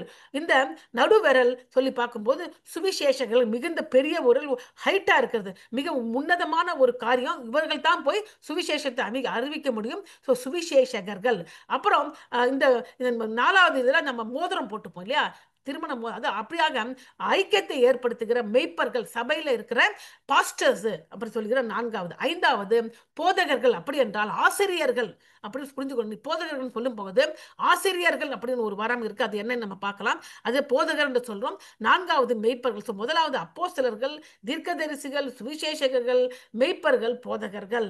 அப்போ இந்த அப்போஸ்தலர் விரலானது 4 விரல்களையும் தொட முடியும். அப்படிதான் பாருங்க, இந்த கட்ட விரலால் நம்ம 4 விரலையும் தொட முடியும். அப்படி என்றால் அப்போஸ்தலராக இருக்கிறவர் தீர்க்கதரிசியாகவும் இருப்பாரு, சுவிசேஷகராகவும் இருப்பாரு, மெய்ப்பராகவும் இருக்கவர், போதகராக இருப்பாரு. அப்போஸ்தலருக்கு எல்லா காரியத்தையும் செய்வார் அப்போஸ்தலர். நல்லா புரியுங்க, அப்போஸ்தலர் தான் மெயினானது. அவர் எல்லாமே அவர்கிட்ட இருக்கும். அவர் அந்த அப்போஸ்தலர் சில டயத்தில் தீர்க்கதரிசியா இருப்பாரு, சுவிசேஷகரா போய் சுவிசேஷம் அறிவிச்சிட்டு இருப்பாரு, மெய்ப்பரா இருந்து இந்த சபையை நடத்திட்டு இருப்பாரு, கொஞ்ச நாளைக்கு போதகரா இருந்து போய் ஆசிரியரா இருந்து போதிச்சிட்டு இருப்பார். எல்லா காரியத்தையும் செய்வார் இந்த அப்போஸ்தலர். இப்போ நம்ம பார்க்கலாம், இந்த அப்போஸ்தலரை குறித்து நம்ம பார்க்கலாம். ஆங்கிலத்தில் பார்க்கும்போது ministry leadership gift, apostles, profits, இவாஞ்சலிஸ்ட், pastors and teachers. நம்ம இப்ப பார்க்கலாம். முதல்ல அப்போஸ்தலர்கள் என்றால் அனுப்பப்பட்டவர்கள். அப்புறம் தேவாலயத்தை நிறுவுவதற்காக, ஒரு சபையை நிறுவுவதற்காக அனுப்பப்பட்டவர்கள் அப்போஸ்தலர்கள். Apostles are sent to one establishes churches and foundation. அப்போ அப்போஸ்தலர்கள் என்கிற வார்த்தை கிரேக்க வார்த்தையான அப்போஸ்டலோஸ் அப்படி என்ற 2 கிரேக்க வார்த்தையிலிருந்து வந்தது. முதலாவது அப்போ அப்படி என்றால் அனுப்பு, ஃப்ரம் அனுப்பு. ஸ்டெலோஸ் என்றால் அதாவது அப்போ என்றால் ஒரு இடத்திலிருந்து, ஒரு இடத்திலிருந்து. ஸ்டெலோஸ் என்றால் அனுப்பு. அப்போ அப்போஸ்டலோஸ் அப்படி என்றால் ஒரு இடத்திலிருந்து இன்னொரு இடத்திற்கு அனுப்பு, வெளியே அனுப்பப்பட்டவர்கள் என்று பொருள். அப்போ அப்போஸ்தலர் என்பவன் தேவனால் அல்லது கிறிஸ்துவால் அனுப்பப்பட்ட ஒருவர். அவரை பிரதிநிதித்துவம், இயேசுவை பிரதிநிதித்துவப்படுத்துகிறாரு, இயேசுடைய செய்தியை அறிவிக்கிறாரு, அனுப்பப்படுகிறாரு. அவர்கள் தான் அப்போஸ்தலர்கள், அனுப்பப்படுகிறவர்கள், ஒரு இடத்திலிருந்து மறு இடத்திற்கு அனுப்பப்படுகிறவர்கள். அப்ப நீங்க கேட்கலாம், யாரெல்லாம் அப்போஸ்தலர்கள் என்று சொல்லி. இயேசுதான் முதலாவது அப்போஸ்தலர். ஏனென்றால் பரலோகத்திலிருந்து பிதாவினால் அனுப்பப்பட்டவர் அவரும். முதலாவது பிரதான அப்போஸ்தலர் இயேசு கிறிஸ்து என்று எபேசியர் 3:1 சொல்லுகிறது. அப்போஸ்தலர் பிரதான ஆசாரியராகிய கிறிஸ்து இயேசுவை கவனித்து பாருங்கள். அப்போஸ்தலரும் பிரதான ஆசாரியராகிய கிறிஸ்து இயேசுவை. அப்போஸ்தலர் யாரு? நமக்கு முதல் அப்போஸ்தலர் இயேசு கிறிஸ்து நமக்காக அனுப்பப்பட்டார் பரலோகத்திலிருந்து. அடுத்தது 12 அப்போஸ்தலர்கள். மார்க் 3 அவர் 12 பேரை தெரிந்து கொண்டு அவர்கள் தம்மோடு இருக்கவும், பிரசங்கம் பண்ணும்படியாகவும், தம்மர்கள் அனுப்பவும், வியாதியை குணமாக்கவும், பிசாசுகளை துரத்தும்படியாக அதிகாரமுடைய ஆக்கவும் அவர்களை ஏற்படுத்தினார். ஒரு மனுஷனை ஏற்படுத்துகிறார். இதுதான் லீடர்ஷிப். ஒரு தனிப்பட்ட மனுஷனை ஏற்படுத்துகிறார். 12 அப்போஸ்தலர்கள். அதுல நம்ம யூதாஸ் கரியோத்து மரித்து போகிறார். அதற்கு படியா மத்தாயா சேர்த்துக் கொள்ளப்படுகிறார். 12 அப்போஸ்தலர்கள் காணப்படுறாங்க. அடுத்தது பவுல் ஒரு அப்போஸ்தலர், புறஜாதிகளுக்கு அனுப்பப்பட்டார் என்று எபேசியர் 1:1 சொல்லுகிறது. இயேசு கிறிஸ்துவின் அப்போஸ்தலனாக பவுல் எபேசியரிலே கிறிஸ்து இயேசுவுக்குள் விசுவாசியா இருக்கிற பரிசுத்தவான்கள் எழுதுகிறது. அதாவது இயேசு கிறிஸ்துவினுடைய அப்போஸ்தலராகிய பவுல். அந்த பவுல் புறஜாதிக்கு அனுப்பப்பட்டவன் அப்போஸ்தலர் பவுல். அப்போ அப்போஸ்தலர்கள் அப்படி என்றால் வேதத்திலே இயேசு ஒருவர் தான் பிரதான அப்போஸ்தலர். அடுத்தது 12 சீஷர்கள் அப்போஸ்தலர். அடுத்தது பவுல் அப்போஸ்தலர். இந்த 3 பேர் தான் முக்கியமான அப்போஸ்தலர்கள். இவர்கள் என்ன செய்வாங்க? இவர்கள் எழுதினது தான் புஸ்தகமாக, புதிய ஏற்பாடாக எழுதப்பட்டிருக்கிறது. இயேசு கிறிஸ்துவானவர் ஆதியிலே இருந்தார். ஆவியின் அபிஷேகத்தால் தீர்க்கதரிசிகள் எழுப்பப்பட்டு பழைய ஏற்பாட்டை எழுதினார்கள். அப்போ முழு வேதமும் அப்போஸ்தலர்களால் எழுதப்பட்டுச்சு. வேற யார் எழுதுறதும் புஸ்தகத்திலே, வேதத்திலே சேர்க்கப்படவில்லை. அப்போஸ்தலர்கள் உண்மையானவர்கள், முக்கியமானவர்கள், சபையை எழுப்பினார்கள். அவர் எழுதின எல்லாமே வேதத்திலே தேவ வார்த்தையாக இணைக்கப்பட்டது. அப்போ அடுத்தது தீர்க்கதரிசி. தீர்க்கதரிசியார் வழி நடத்தவோ அல்லது எச்சரிக்கவோ தேவனுடைய வெளிப்பாட்டை பேசுகிறான். வழி நடத்துறது, எச்சரிக்கிறதுக்கு. Prophet speaks from forth God's revelation to guide or to warn. உதாரணத்துக்கு நம்ம பார்க்க போகிற அநேக உதாரணம் இருக்காங்க. முதலாவது அகபஸ் என்பவன் தீர்க்கதரிசியாக இருக்கிறான். அப்போஸ்தலர் 11 நம்ம வாசிக்கலாம். 27-28 வசனங்கள். அந்நாட்களில் எருசலேமிலிருந்து சில தீர்க்கதரிசிகள் அந்தியோகுக்கு வந்தார்கள். அவர்களின் ஒளிவனாக அகபு என்பவன் எழுந்து உலகமெங்கும் கொடிய பஞ்சம் உண்டாகும் என்று ஆவியானவராலே அறிவித்தான்.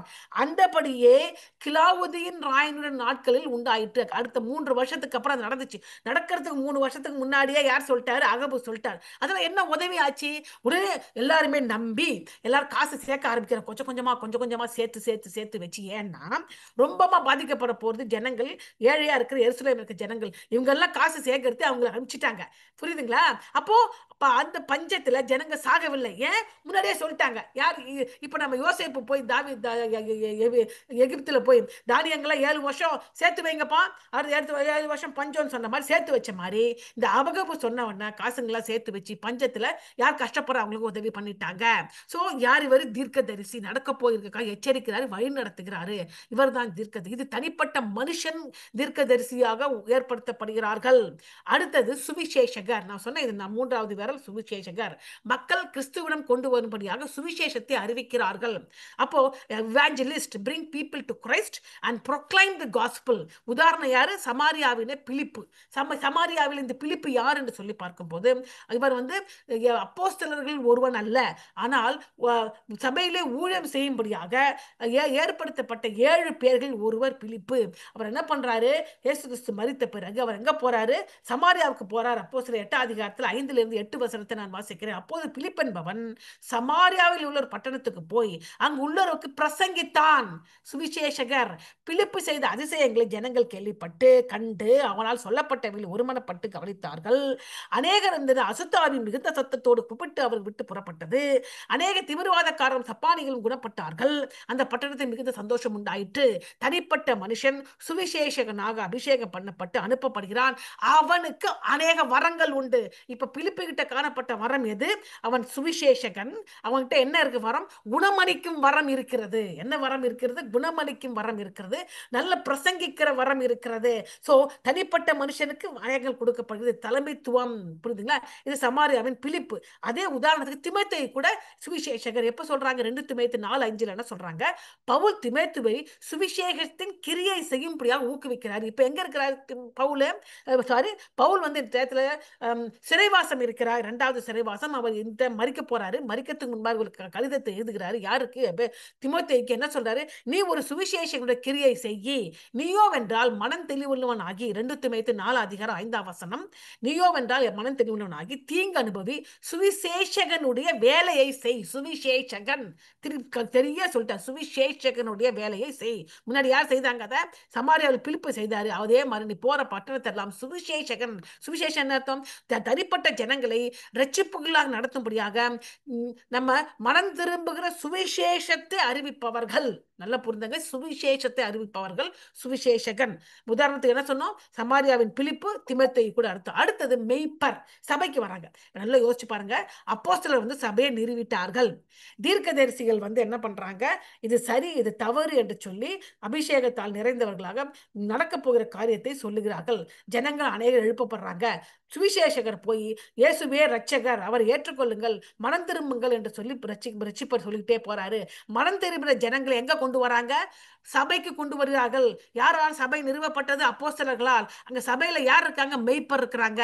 மெய்ப்பர் என்ன பண்றாங்க? விசுவாசிகளை கவனித்துக் கொள்கிறார், பாதுகாக்கிறார், வளர்க்கிறார். ஆவிக்குரிய விதமாக வளர்க்கிறார். எக்ஸாம்பிள் பேதுரு. முத மெய்ப்பராக உருவாக்கப்பட்டவன் பேதுரு. உயிர்த்தெழுந்த இயேசு கிறிஸ்து பேதுருவை பார்த்து சொல்றாரு, என் ஆடுகளை மெய்ப்பாயாக 3 வாட்டி சொல்றாரு.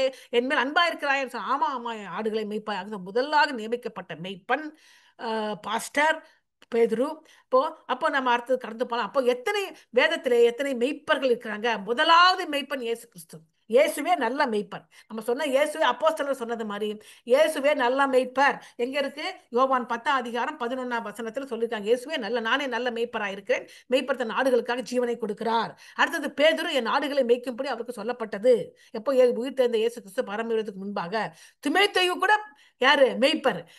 உள்ளூர் விசுவாசிகளை கவனித்துக் கொண்டிருந்தார். 1 தீமோத்தேயு 1:3 பவுல் சொல்றாரு, நீ உள்ள இருக்க விசுவாசிகளை கவனித்துக் கொண்டிருக்கிறாய். அப்போ திமோத்தேயுவை சபைக்கு போதகராக யார் நியமிக்கிறாரு? பவுல் நியமிச்சு விட்டுட்டு போறார். திமோத்தேயு ஒரு போதகர். எந்த சபைக்கு? எபேசு சபைக்கு திமோத்தேயு போதகர். பேதுரு முக்கியமாக யுனிவர்சல் சர்ச்சுக்கு எடுத்தவனே போதகர். இயேசு கிறிஸ்து எல்லாவற்றையும் மிகப்பெரிய மெய்ப்பர். அவர் தான் பிரதான மெய்ப்பர், தன் ஜீவனை விட்டவர். ரைட்டா? அடுத்ததுதான் ஆசிரியர். நல்லா போட்டுங்க. நான் முன்னாடி சொன்னது பாஸ்டர், மெய்ப்பர். அடுத்தது போதகர்னு சொன்ன ஆசிரியர்னு அர்த்தம். ஆசிரியர்னு என்ன அர்த்தம்?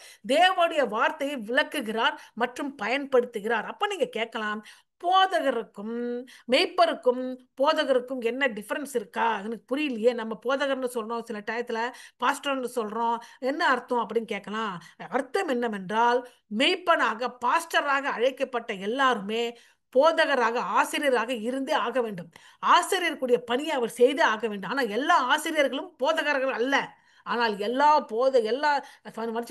ஆசிரியர்களும் பாஸ்டர்ஸ் அல்ல, மெய்ப்பர்கள் அல்ல. ஆனால் எல்லா மெய்ப்பர்களும் ஆசிரியர்களாக இருந்தே ஆக வேண்டும். ஆசிரியர்களாக இல்லைன்னா அவர்களாக பாஸ்டர் வேலை செய்ய முடியாது. அதான் அர்த்தம். அப்போ போதகர் என்ன பண்றாரு? தேவனுடைய வார்த்தையை விளக்குகிறார் மற்றும் பயன்படுத்துகிறார். சபைக்கு போனா மெய்ப்பராக அந்த மனுஷன் விசுவாசிகளை கவனித்துக் கொள்கிறாரு, பாதுகாக்கிறார், வளர்க்கிறாரு. எப்படி வளர்ப்பாரு? அவர்களை ஆவிக்குரிய விதம் எப்படி வளர்க்க முடியும்? அவருக்கு ஆசிரியராக இருக்கிற போதகர் தன்மை இருக்க வேண்டும். தேவனுடைய வார்த்தையை விளக்குகிறார் மற்றும் பயன்படுத்துகிறார். அது யாரெல்லாம் அப்படி விளக்கிறாங்க என்று பார்க்கலாம். போதகர் பணியை யாரெல்லாம் செய்து போதகருடைய பணி என்ன? கோட்பாட்டின் கோட்பாடு என்ன டாக்டரின், கிறிஸ்டியன் டாக்டரின் என்ன அப்படின்னு யாருக்கு சொல்லி கொடுப்பாங்க? இப்ப சுவிசேஷகர் போய் சுவிசேஷத்தை அறிவிச்சு ஒரு தனிப்பட்ட ஒண்ணும் அறியாம பாவிகளா இருந்தவங்கள இயேசு பாவத்தை மன்னிக்கிறார், சபைக்கு கொண்டு வந்துட்டார். சபை கொண்டு வந்த பிறகு கிறிஸ்டியன் டாக்டரின், அதாவது விசுவாசம் என்றால் என்ன, இயேசு கிறிஸ்து சிலுவையில மறுத்தது எதற்காக, மறுபடி பிறக்கிற அனுபவம் என்றால் என்ன, ஞானஸ்தானம் என்றால் என்ன, அப்படி என்று சொல்லி கிறிஸ்துவ கோட்பாட்டை போதிக்கிறது யாருன்னா போதகர். அவருக்கு முதல்ல தெரிஞ்சிருக்கணும். அவருக்கு தெரியலன்னா வருகிற விசுவாசிக்கு தெரியாது. சோ கோட்பாட்டில் விசுவாசிகளை கட்டி எழுப்ப. அடுத்தது தவறான போதனையில் இருந்து திருச்சபையை பாதுகாக்கணும். இப்ப பார்த்தா சபையில போனாதான் தவறான போதனையே வருது. ஆனா தவறு அது. சோ போதகர் என்ன செய்யணும்? தவறான, அதாவது ஆசிரியர் நான் சொல்றேன், தவறான போதனைகளை திருச்சபையில் வராதபடி காக்க வேண்டும். மூன்றாவது, தேவனுடைய வார்த்தையை அன்றாட வாழ்க்கையில் பயன்படுத்த மற்றவங்களுக்கு உதவி செய்யணும். நீங்க டெய்லி தேவனுடைய வார்த்தையை பயன்படுத்த வேண்டும் என்று ஊக்க வேண்டும். இதெல்லாம் யார் செய்வாங்க? ஆசிரியர் செய்வாங்க. அப்ப நீங்க பாத்தீங்கன்னா இந்த பணி யாரோட போகுது? பாஸ்டர், மெய்ப்பரோட போகுது. சோ ஒரு மெய்ப்பரானவர் ஆசிரியராக நிச்சயமாக இருக்க வேண்டும். சோ மெய்ப்பராக அழைக்கப்பட்டவர் பாதுகாக்கணும், அன்பு காட்டணும், வழிநடத்தணும். அதே டயத்துல ஆசிரியருடைய பணியை செய்ய வேண்டும். சில டயத்துல ஆசிரியராகவே சில பேர் இருப்பாங்க, ஆனா அவங்க போதகரா இருக்க மாட்டாங்க, தனியா ஆசிரியர் வேலையை செய்துகிட்டே இருப்பாங்க. என்ன செய்வாங்க? அவங்க பாஸ்டரா நியமிக்கப்படல, ஆனால் சபையில ஆசிரியர் டீச்சிங் ப்ரொஃபஷன் டீச் பண்ணிட்டே இருப்பாங்க. டீச்சிங் தான் நல்லா கட்டி எழுப்புவாங்க. ஸ்ட்ராங்கா பைபிள் டாக்டர்னே சொல்லி கொடுத்துருவாங்க. வேதத்துல ஒவ்வொரு வசனத்துக்கு அர்த்தம் என்ன, பொருள் என்ன அப்படின்னு விளக்கி சொல்லி கொடுக்க ஆரம்பிச்சிருவாங்க. ஆனா அவங்க போதகரா அவங்க பாஸ்டரா இருந்திருக்க மாட்டாங்க, அவங்க ஆசிரியரா வேலை செய்வாங்க. சோ அப்படியாக சபையிலே 5 பேர் நிச்சயமாக வேண்டும். இதைத்தான் 5 வகை ஊழியங்கள் என்று நம்ம சொல்றோம். இந்த 5 வகை ஊழியங்கள் தனிப்பட்ட மனுஷனுக்கு தான் ஆண்டவர் அபிஷேகம் கொடுக்கிறாரு. ஆதி காலத்திலே தீர்க்கதரிசிகளை, ராஜாக்களை ஆண்டவர் நியமித்தது போல இந்த 5 பெறப்பட்ட ஜனங்களை இயேசு கிறிஸ்துவே நியமிச்சு சபையை உருவாக்கி நடத்துறாரு. இப்ப சபையில விசுவாசிகள் இருக்கிறாங்க. இப்ப நீங்க கேட்கலாம், யாரெல்லாம் ஆசிரியர் பணியை செய்தது? பவுல் பகிரங்கமாக வீடு வீடாக சென்று கற்பித்தார். இயேசு கிறிஸ்து தான் போதகரே என்று அழைத்தாங்க. சோ இயேசு கிறிஸ்து போதகர், இயேசு கிறிஸ்து அப்போஸ்தலர், இயேசு கிறிஸ்து தீர்க்கதரிசி, இயேசு கிறிஸ்து எல்லாமே. அவர் 5 ஊழியத்தை முதலாவது ஒரே சரியா ஃபர்ஸ்ட் செய்தது இயேசு கிறிஸ்து. அதுக்கப்புறம் அந்த பணி யாருக்கு வந்துச்சு? அதான் சொன்னாரு, என் பிதா என்ன அனுப்பினது போல உங்களே அனுப்புறேன் அப்படின்னு சொன்னார் இல்லையா? சோ அதனால தனிப்பட்ட மனுஷன் அபிஷேகம் கொடுத்து நடத்திட்டாரு. அடுத்து நம்ம எங்க போறோம்? இது என்னது? லீடர்ஷிப், அதாவது தலைமைத்துவம் வரங்களை, 5 வரங்களை படிச்சுட்டோம். இப்போ சபையை நிரூபிச்சுட்டாங்க. இப்ப சபைக்கு ஜனங்கள்லாம் வராங்க, விசுவாசிகளை நடத்த வேண்டும். அப்ப விசுவாசிகளுக்கு சில வரங்களை ஆண்டவர் கொடுத்துறாரு. ஏன்னா இந்த 5 பேரால மட்டும் சபையை நடத்த முடியாது. விசுவாசிகளும் அதுல ஊழியத்துல பங்கு பெற வேண்டும். அப்படி பங்கு பெறணும்னா விசுவாசிகளுக்கு என்ன கொடுக்குறாங்க? ஊக்கமளிக்கும் சேவை செய்கிற வரங்களை கொடுத்துறாரு. அது எங்க இருக்கு? ரோமர் 12 அதிகாரம் 6ல இருந்து 8 வசனத்திலையும் 1 பேதுரு 4 அதிகாரம் 10ல இருந்து 11 வசனத்துல இருக்கிறது. ரோமர் 12 அதிகாரம் 7 8 வசனத்தை நான் வாசிக்கிறேன். ஊழியம் செய்கிறவன் ஊழியத்திலும், போதிக்கிறவன் போதிப்பிலும், புத்தி சொல்லுகிறவன் புத்தி சொல்லுதலும் தரித்திருக்க கடவன். பகிர்ந்து குடிக்கிறவன் வஞ்சனை இல்லாமல் கொடுக்க கடவன். முதலாளியானவன் ஜாக்கிரதையா இருக்க கடவன். இரக்கம் செய்கிறவன் ஊக்கத்துடனே செய்ய கடவன். அதே மாதிரி 1 பேதுரு 4 அதிகாரத்துல 9 மற்றும் 10 வசனங்கள், 10 மற்றும் 10 9 10 11 வசனங்கள், முறுமுறுப்பு இல்லாமல் ஒருவருக்கு ஒருவர் உபசரியுங்கள், நல்ல உக்கிரக்காரனை போல ஒருவருக்கு ஒருவர் உதவி செய்யுங்கள். ஒருவன் போதித்தால் தேவனுடைய வாக்கியத்தின்படி போதிக்க கடவன். ஒருவன் உதவி செய்தால் தேவன் தந்தருளும் பலத்தின்படி செய்ய கடவன். எல்லாவற்றிலும் இயேசு கிறிஸ்துவின் தேவன் மகிமைப்படி செய்வீர்களாக. அவருக்கே மகிமையும் வல்லமையும் சதாகாலம் உண்டாயிருப்பதாக. ஆமென். அப்போ நம்ம ரோமர் 12 அதிகாரத்திலும் 1 பேதுரு 4 அதிகாரத்திலும் என்ன வரங்கள் கொடுக்கப்பட்டிருக்கிறது?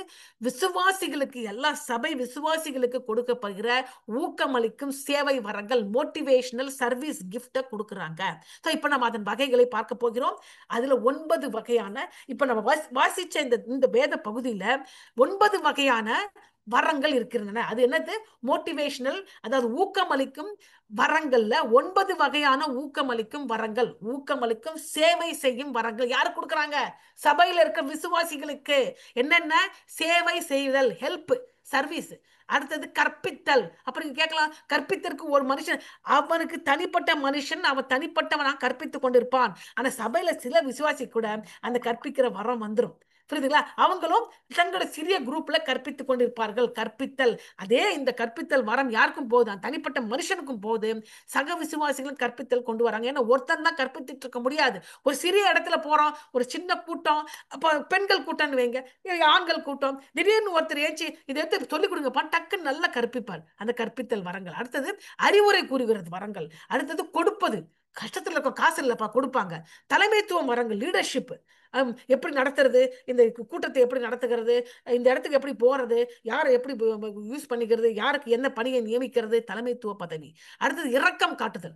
ரொம்ப கஷ்டத்துல இருக்காங்க, அவனுக்கு இறங்கி அவனுக்கு அறிவுரை கொடுக்கறது, ஹெல்ப் பண்றது, அவனுக்கு உடல் ரீதியாக உதவி செய்யறது, இரக்கம் காட்டுதல். அடுத்தது விருந்தோம்பல். வீட்டுல வந்து கூப்பிட்டு வச்சு தங்க வச்சு சில பேருக்கு சாப்பாடு கொடுத்து இருக்கிறது விருந்தோம்பல். அப்புறம் உதவி செய்தல். எந்த உதவின்னு பார்க்க போக்கலாம். சேவை செய்வது வேலை, உதவி செய்யறது வேற.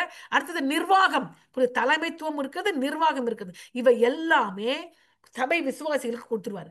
புரியுதா? நம்ம உதாரணத்தோட பார்த்தா உங்களுக்கு புரியும். முதலாவது, அதாவது சேவை என்ன செய்யுதுன்னா, ரோமர் அதோட பொருள் என்னவென்றால், சேவை செய்தல் பொருள் என்னன்னு சொல்லிப்பாங்க. நடைமுறை தேவைகளை அடையாளம் கண்டு அவற்றை அன்புடனும் பணிவுடனும் சந்திக்கும் திறன். இந்த வரத்தை கொண்டவர்கள் அங்கீகாரம் பெறாமலே மற்றவர்களுக்கு மகிழ்ச்சி உதவி செய்வாங்க. அதாவது சேவை செய்யறதுன்னா யாருக்கும் தெரியாம செய்யறது. நான் செஞ்சதுனால எனக்கு பதவி வேணும், நான் செஞ்சதுனால என் பேர் எல்லாரும் சூப்பர்னு சொல்லணும் அப்படின்னு எதிர்பார்க்காம யாருக்கும் தெரியாம சேவை செஞ்சுக்கிட்டே இருப்பாங்க. அப்படிப்பட்ட உதாரணம் மரியாள், மார்த்தாள். இயேசுக்கும் அவங்க சீஷர்களுக்கும் சேவை செய்தார். கேட்டாங்களா யாரோ ஒருத்தர்? இல்ல, நான் சாப்பாடு செய்யறேன், வாங்க நீங்க உட்காருங்க. யாரும் கேட்கல, அவ பாட்டு செய்யறா மார்த்தாள். அதே மாதிரி 7 உதவியாளர்களை நியமிக்கிறாங்க. அப்போஸ்தலர்கள் என்ன பண்றாங்க, 7 உதவியாளரை நியமிச்சு, சாப்பாடு எல்லாம் சரியா போடலங்கிறாங்க.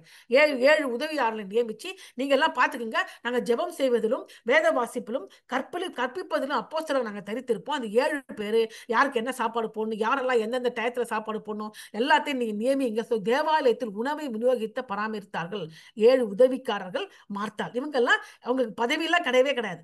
அப்படியாகவே அவங்க சேவை செய்வாங்க, எதுவுமே எதிர்பார்க்கவே மாட்டார்கள். அடுத்தது டீச்சிங். டீச்சிங் என்ன அர்த்தம் அப்படின்னு சொல்லி பார்க்கும்போது, தேவனுடைய வார்த்தையை தெளிவாகவும் துல்லியமாக விளக்க ஆவியானவர் கொடுத்த திறன். அதனால் மற்றவர்கள் அதை புரிந்து கொண்டு அதை பயன்படுத்த முடியும். உதாரணத்திற்கு அப்போஸ்தல் அப்பல்லோ என்ன பண்றாரு, தேவ வசனத்தில் வல்லமை உள்ளவராக இருந்தார். இயேசுவை பற்றி கற்பித்தார். எபேசு பட்டணத்துக்கு அப்பல்லோ வராரு. பார்த்தா பயங்கரமா பிரசங்கிக்கிறான். அவருக்கு பழைய ஏற்பாட்டு புதிய ஏற்பாடு எல்லாம் பிரசங்கித்துட்டு இருந்தாரு. சோ அப்பல்லோ மிக பயங்கரமாக பிரசங்கிக்கிறவர். அது கற்பிக்கல் வரம் இருந்தது, பவுலுக்கு இருந்துச்சு. யூதர்களுக்கும் புறஜாதிகளுக்கும் விசுவாசத்தை கோட்பாட்டை கற்பித்தார். சோ அப்பல்லோ என்பவன் உங்களுக்கு அப்போஸ்தலர் கிடையாது, நல்லா புரிஞ்சுங்க. இவன் அப்போஸ்தலர் இல்லை. ஆனால் அவன் ஒரு சாதாரண தனிப்பட்ட மனுஷன். அவனுக்கு கற்பிக்கிற வரம் இருந்தது. பவுல் அப்போஸ்தலராக இருந்தாரு, அவர் கற்பிக்கிற வரமும் அவருக்கு இருந்தது. சோ கற்பித்தல். அடுத்தது அப்போஸ்தலர்கள் பிரயோஜனமாக ஒன்றை நான் அப்போஸ்தலர் 20 அதிகாரம் 20-21 வசனத்துல பவுல் சொல்றாரு, பிரயோஜனமாக ஒன்றை நான் உங்களுக்கு மறைத்து வைக்கவில்லை, வெளியரங்கமான வீடுகள் தோறும் உங்களுக்கு பிரசங்கித்து உபதேசம் பண்ணி தேவனிடத்தில் மனம் திரும்புவதை குறித்தும் நம்முடைய கர்த்தராகிய இயேசு கிறிஸ்துவை விசுவாசிப்பதை குறித்தும் நான் யூதருக்கும் கிரேக்கருக்கும் சாட்சியாக அறிவித்தேன். மனம் திரும்புதல் விசுவாசத்தை பத்திலாம் தெளிவாக கற்பிக்கிறது. வேதத்தை வச்சு பழைய ஏற்பாட்டை கோட்பாடு பண்ணி காமிச்சாரு. பவுல் பண்ணாரு, அப்போஸ்தலர் பண்ணாரு. அவங்களுக்கு என்ன வரம் இருந்தது? கற்பித்தல் வரம் இருந்தது. அடுத்தது அறிவுரை கூறுகிற வரம். அறிவுரை கூற என்ன அர்த்தம்? மற்றவர்களை ஆறுதல் படுத்தவும் ஊக்கப்படுத்தவும் அவர்கள் விசுவாசத்தில் பலப்படுத்துகிற திறன். அப்படிப்பட்ட ஆட்கள் கடினமான காலங்களில் தேவனை நம்பவும் கீழ்ப்படுவதற்கும் மற்ற உதவி செய்வாங்க. கஷ்டத்தில் இருப்பாங்க. குடும்பத்தில் செத்து போயிட்டாங்க, எனக்கு அவ்வளவுதான் முடிஞ்சிச்சு அப்படின்னு வேதனையா இருப்பாங்க. வேலை போயிடுச்சு, காசு போயிடுச்சு, பிள்ளைங்க உடம்பு சரியா போயிடுச்சு, அவ்வளவுதான் எனக்கு பினிஷ் ஆயிடுச்சு சொல்லிட்டு அழுதுட்டு இருப்பாங்க. அவங்க கிட்ட போய் அவங்க பேசுற சில வார்த்தைகள் அவங்களை அப்படியே ஊக்கப்படுத்திடும். அப்படியே உட்கார்ந்துருவாங்க. அப்படி ஒரு ஆவியான அவங்க மூலம் செயல்பட்டு வசனத்தை கொடுத்து ஊக்கப்படுத்திடுவாங்க. உதாரணம் யாரு? ஆறுதலின் மகன் என்று அழைக்கப்பட்ட பர்னபா. அவன் என்ன பண்றான்? எல்லாரும் பவுல் ரட்சிக்கப்பட்டு வந்துட்டாரு, யாரும் ஏத்துக்க மாட்டேன்னாங்க. ஐயோ, நீ நீ உள்வாளி, நீ உளவாளி, நீ நாங்க இதுவரைக்கும் தேடி தேடி கண்டுபிடிச்சு கொன்ன, இப்ப நாங்க யாருன்னு கண்டுபிடிக்கிறதுக்கு இயேசுவை ஏத்துக்கிட்ட மாதிரி நடிக்கிற, நாங்க யாரும் ஏத்துக்க மாட்டோம், ஓடி போன்னு அவனை எல்லாம் தொத்துக்கிட்டாங்க. அவன் ஊர்ல போய் கிட்டத்தட்ட 8-9 வருஷமா அப்படியே உட்கார்ந்துருக்கிறார். எங்க பண்றது தெரியாம அந்த உள்ளூர்லயே ஊழியம் பண்ணிட்டு அப்படியே இருக்கிறார். யாரும் அவனை கண்டுக்கல. அப்போ பர்னபா அவனை பாக்குறாரு. அவன் பேர் என்ன? ஆறுதலின் மகன். பார்த்துட்டு என்ன சொல்றாரு, நீ வாப்பா, அவன்கிட்ட பேசி நான் உன்னை போய் இன்ட்ரோடியூஸ் பண்றேன் அப்போஸ்தலர்ன்னு சொல்லிட்டு போய் எருசலேம் கொண்டு போய் இன்ட்ரோடியூஸ் பண்றாரு. அதுக்கப்புறம் தான் அவர் பயன்படுத்தப்பட்டு அந்தியோகிய சபைக்கு போறாரு. அங்க இடத்துல இருந்து ஃபர்ஸ்ட் மிஷனரி ஜேர்னியை தொடங்குறாரு. அவனை ஃபர்ஸ்ட் ஆறுதல் பற்றி கொண்டது யாரு? பர்னபா. அப்படிப்பட்ட ஊழியம் தான் என்ன, அது அறிவுரை ஊக்கமளிக்கிற வரம். அது சில பேருக்கு இருக்கும். நீ யோசிச்சு பாருங்க, நீ கேட்கறவங்க உங்களுக்கு அந்த வரம் இருக்கான்னு யோசிச்சு பாருங்க. கட்டத்துல இருப்பாங்க, அப்படி ஊக்கம் பண்ணி அப்படி உட்கார வச்சிருவாங்க. ஊக்கமளிக்கிற வரம் யாருக்கு இருந்தது? பர்னபாவுக்கு இருந்துச்சு. பவுலை கூட்டு வந்து ஊழியத்துக்கு வச்சுக்கிட்டாரு. ஆம், அப்போ ஆம், அப்புறம் வந்து கொடுப்பது கொடுப்பது கூட வரம் தான். இப்படி யாரும் கொடுத்துருவாங்களா? யாரோ கஷ்டம், டக்குன்னு காசு எடுத்து கொடுத்துருவாங்க. நம்மளால முடியாது, நமக்கு என்னப்பா பண்றது, குழந்தைக்கு வேணும், வாடகை கட்டணும், ஃபீஸ் கட்டணும், நமக்கு வேணுமே, எப்படி கொடுக்கறது அப்படின்னு. இவங்க கொடுக்குற வரம் இருக்கிறவங்க டக்குன்னு யோசிக்க அப்படியே கொடுத்துருவாங்க. ரோமர் 12 அதிகாரம் 8 வசனத்தை சொல்லுங்க. அர்த்தம் என்ன? மற்றவர்கள் தேவையை பூர்த்தி செய்வதற்கு, தேவனுடைய வேலையை ஆதரிப்பதற்கும், தேவன் சுவிசேஷ பணிக்காக ஆதரிப்பது வளங்களையும் தாராளமாக மகிழ்ச்சியோடு பகிர்ந்து நிலத்தை விட்டு கொடுப்பாங்க, வீடை விட்டு கொடுப்பாங்க. ஏன் செய்யறாங்கன்னு தெரியாது. படக்கு படக்குன்னு என்ன இருக்கும், அப்படியே இங்க சபை கட்டணும், இந்த காசு வச்சுங்க, இங்க நான் ஊழியத்துக்கு போறேன், இந்த அப்ப வச்சுக்கோ, இந்த பையன் கஷ்டம் இருக்கு, இந்த வச்சுக்கோ அப்படின்னு கொடுத்துக்கிட்டே இருப்பாங்க.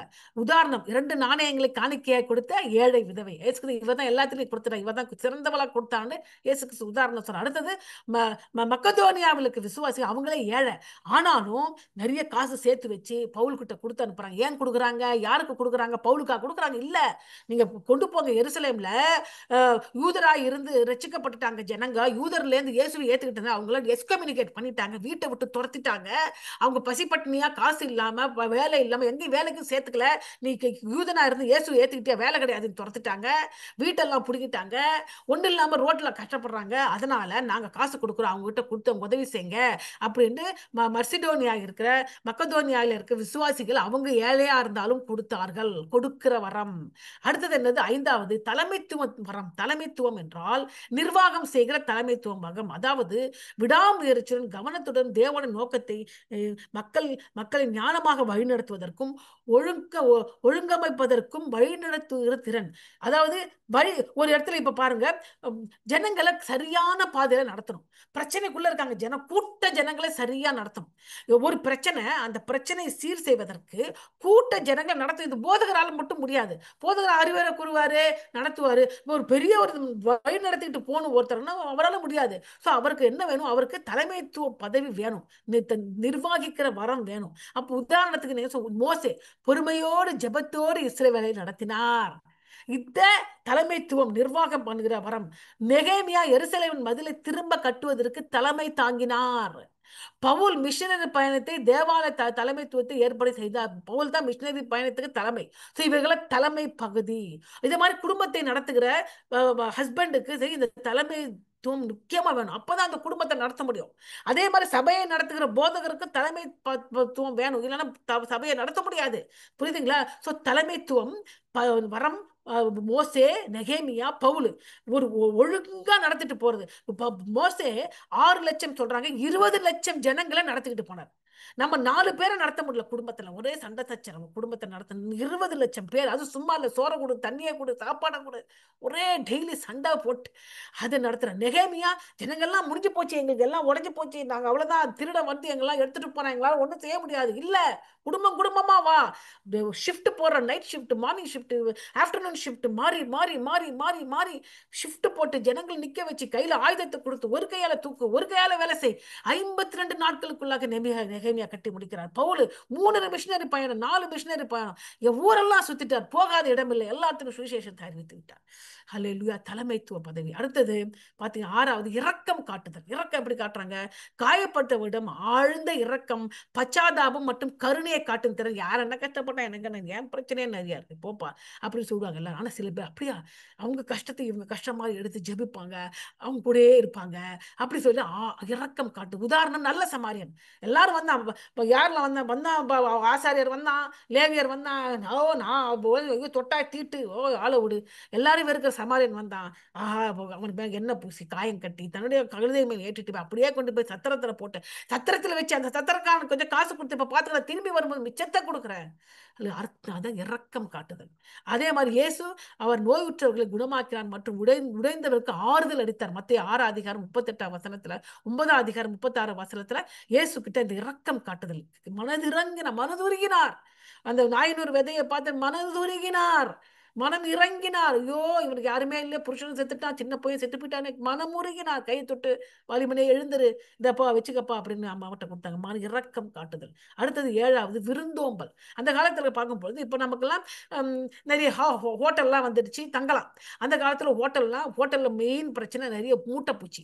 யாரும் போய் அங்க தங்க முடியாது, ரொம்ப காஸ்ட்லி, ஃபுட்டு நல்லா இருக்காது. ஸோ அதனால ஹோட்டல்ல போய் தங்கவே மாட்டாங்க. அப்போ என்ன பண்ணுவாங்க, இந்த மாதிரி சுவிசேஷத்துக்கு வரும் பொழுது அவங்க எங்க தங்கணும், ஊர் ஊரா வர்றவங்களுக்கு லெட்டர் எழுதி அனுப்புவாங்க. இந்த மாதிரி இவங்க இந்த ஊருக்கு சுவிசேஷம் அறிவிக்க வராங்க, அவங்களுக்கு வீட்டில் வச்சுக்கிட்டு நீங்க கொஞ்சம் சாப்பாடெல்லாம் போட்டு வச்சுங்கன்னு லெட்டர் அனுப்புவாங்க. அப்படி உண்மையாகவே விருந்தோம்பல் வரத்தை பெற்றவங்க வீட்டில் சேர்த்துப்பாங்க. வீட்டில் சேர்த்துட்டு அவங்க போற வரைக்கும், அதான் இயேசு கிறிஸ்து சொன்னார்ல, நீங்க போற வீட்டில் இருங்க, சாப்பாடு கொண்டு போகாதீங்க, நிறைய மாத்து ட்ரெஸ் கொண்டு போகாதீங்க, காலில் செருப்பு கொண்டு எங்க வீட்டில் தங்கினா அவங்க கொடுக்க சாப்பிடுங்க. அது மாதிரி விருந்தோம்பல் வரம். இப்போ கிறிஸ்துவின் அன்பின் பிரதிபலம் மற்றவர்களை, குறிப்பாக அந்நியர்கள் மற்றும் தேவைப்படும் விசுவாசிகளை வரவேற்று கவனித்துக் கொள்வது, வீட்டிலே தங்க வச்சு. உதாரணம் லிதியாள் பவுலுக்கும் அவருடைய தோழர்களுக்கும் தன் வீட்டை திறந்து விட்டார். ரசிக்கப்பட்டா குடும்பம் ஞானஸ்தானம் எடுத்துச்சு வீட்டை திறந்துட்டா, வாங்க எப்ப வேணா வாங்க, எங்க ரெஸ்ட் எடுங்க, நீங்க எங்க ரெஸ்ட் எடுங்க, சாப்பிடுங்க, நீங்க சபையை நடத்துங்க. அல்லேலூயா. பிரிசில்லா அக்கில்லா மற்றவர்களுக்கும் விருந்தளித்து கற்பித்தார். மற்ற அக்கில்லா பிரிசில்லா வீட்டுக்கு கூப்பிட்டு சாப்பாடு போட்டு அதுக்கப்புறம் அவங்களை பிரசங்கிக்கிறது. வீட்டுக்கு கூப்பிட்டு சாப்பாடு போட்டு நல்லா அதுக்கப்புறம் அவங்களுக்கு சுவிசேஷத்தை பிரசங்கிக்கிறது. விருந்தோம்பல். இது வரம், எல்லாருக்கும் கிடையாது, சில பேருக்கு ஏற்படுகிறது. அடுத்தது உதவி. நான் சொன்ன உதவிகள். அது என்ன உதவிகள்? அமைதியாக உண்மையுள்ள சேவையின் மூலம் மற்றவர்களுக்கு ஆதரவளிக்கும் திறம் அவர்கள் ஊழியத்தை இன்னும் பலனளிக்க செய்யும்.